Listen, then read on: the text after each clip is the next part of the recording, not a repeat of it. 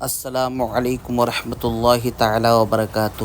حضرات محترم، ہم نے اس چینل کو اسلامی معلومات کے لیے بنایا ہے کہ جن بھائیوں کو اسلامی معلومات نہ ہو ان کے علم میں اضافہ کرنے کے لیے اس چینل کو بنایا ہے۔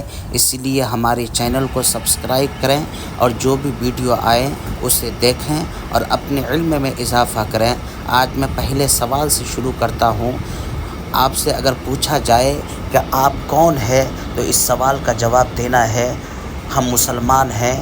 دوسرا سوال، اگر آپ سے پوچھا جائے کہ مسلمان کسے کہتے ہیں تو اس سوال کا جواب دینا ہے مذہب اسلام کے ماننے والے کو مسلمان کہتے ہیں۔